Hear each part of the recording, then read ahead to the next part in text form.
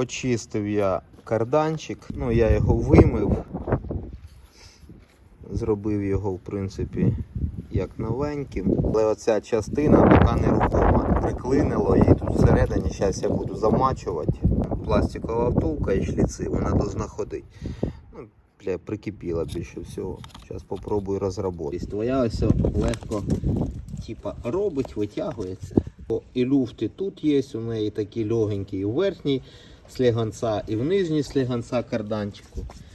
І тут перед цим збивали теж необережно. Бо я його замачував хімією. Пробував хімією з проворотом туди-сюди, провертав і витягував.